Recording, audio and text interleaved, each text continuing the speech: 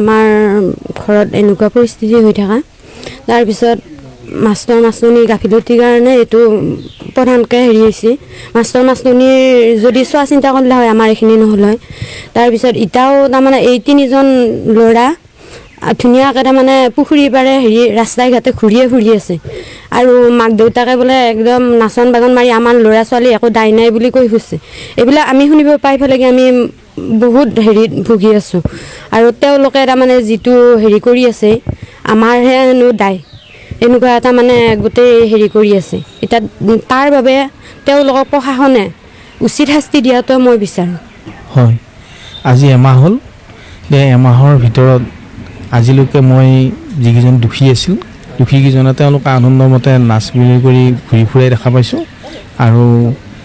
তেওঁলোকৰ ওপৰত কোনো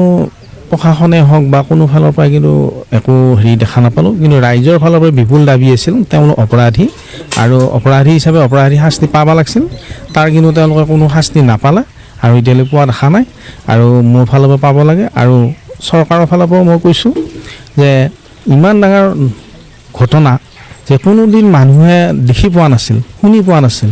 তাৰপিছতো কিন্তু চৰকাৰৰ আমাৰ মুখ্যমন্ত্ৰী শিক্ষামন্ত্ৰী বা তেওঁলোকে যিকোনো এটা ঘটনা হ'লে কিন্তু তৎপৰাই মানুহৰ ঘৰৰ চাপে বা যায় কিন্তু এই ঘটনাটো তেওঁলোকে কিন্তু একেবাৰে অৱহেলা কৰিছে পষ্টমৰ্টমৰ ৰিপৰ্টত কি পাইছে আপুনি পষ্টমৰ্টম ৰিপৰ্টত তাক বহুত বেয়াকৈ মাৰপিট কৰিছে আৰু এজনে কৰা নাই 3-4জনে লাগি মাৰপিট কৰাটো সত্য কাৰণ পষ্টমৰ্টম ৰিপৰ্ট মতে হ'লে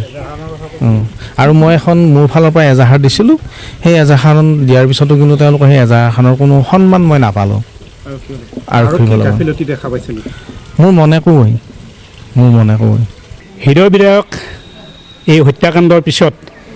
হত্যাকাৰী 4জনৰ 3জন এতিয়াও মুকলি আকাশৰ তলত ৰাইজৰ প্ৰশ্ন প্ৰশাসনে নিয়াৰিকৈ ইয়াৰ অনুসন্ধান কৰিছেনে তদন্ত কৰিছেনে এই হৃদয় বিধায়ক ঘটনাৰ পিছত উৱলি যোৱা ঘৰখনলৈ চৰকাৰী বিষয়ববীয়া বিধায়ক মণ্ডলীও আহিল কিন্তু চৰকাৰৰ ফালৰ পৰা মুৰব্বী শিক্ষামন্ত্ৰী বা মুখ্যমন্ত্ৰী কোনো নাহিল লগতে কোনো ধৰণৰ আৰ্থিক সাহায্য বা পুনৰ সংস্থাপনৰ কথা কোনেও আজিলৈকে কোৱা নাই 4 পৃষ্ঠা সম্বলিত আমি এখন আবেদন মুখ্যমন্ত্ৰী মহোদয়লৈকে প্ৰেৰণ কৰিছোঁ তেখেতক এই সংবাদ মাধ্যমৰ যোগেদি আবেদন জনাইছোঁ তেখেতে যেন এই কথাটোৰ গূঢ়াৰ্থ বুজি গোটেই অসমৰ কাৰণে এটা নীতি প্ৰণয়ন কৰি প্ৰথমতে এই ছাত্ৰজনৰ ঘৰখনক যেন ন্যায় প্ৰদান কৰে আৰু আৰ্থিক অনুদান বা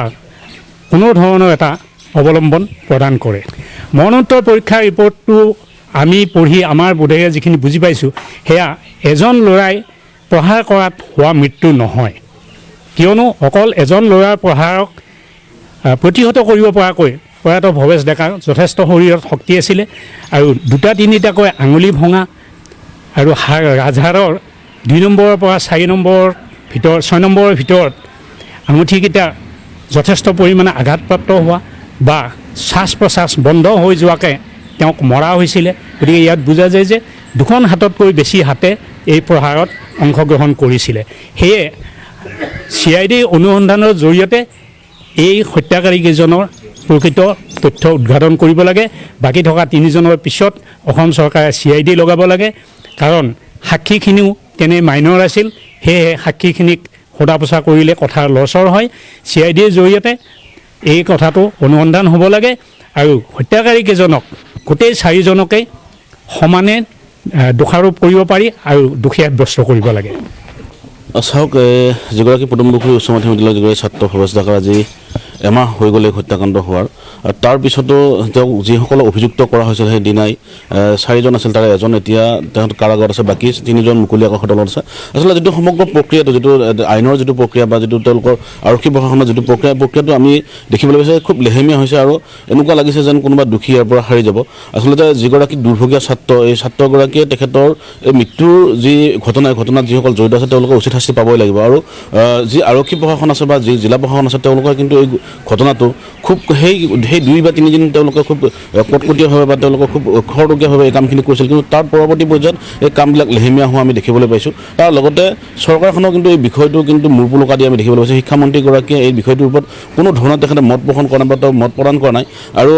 চৰকাৰী খণ্ডৰ বিদ্যালয় এখনত এনেকুৱা এটা ঘটনা হৈ যোৱাৰ পিছত বিধানসভাৰ কেৱল সৰ্বদলীয় প্ৰতিনিধি দল বা বিধায়কগৰাকী ইয়াত উপস্থিত হোৱাৰ বাহিৰে তেওঁলোকে কিন্তু ইয়াত ক্ষতিপূৰণৰ কথা কোৱা নাই বা বিদ্যালয়খন পৰৱৰ্তী পৰ্যায়ত কেনেদৰে চলিব বা যিসকল অভিযুক্ত আছিলে অভিযুক্তসকলক কি হ'ব, এই কথাবিলাক কিন্তু তেওঁলোকে যেনেধৰণে আগবঢ়াব লাগিছিল বা ৰাইজে যেনেকুৱা ধৰণে বিচাৰিছিল তেনেকুৱা ধৰণে আগবঢ়াব পৰা নাই। আৰু আমি এইটোৱে আজি এমাহৰ আজি এই শ্ৰদ্ধাঞ্জলি অনুষ্ঠান আমি এইটোৱে বিচাৰিছোঁ যে যিসকল অভিযুক্ত আছে, মূল অভিযুক্তকে ধৰি যিসকল তেওঁৰ অভিযুক্তৰ সংগী আছিল, সেইসকলকো অতি শীঘ্ৰে গ্ৰেপ্তাৰ কৰিব লাগে আৰু তেওঁলোকৰ ওপৰত তদন্ত প্ৰক্ৰিয়া কৰি উচিত শাস্তি বিহিব লাগে।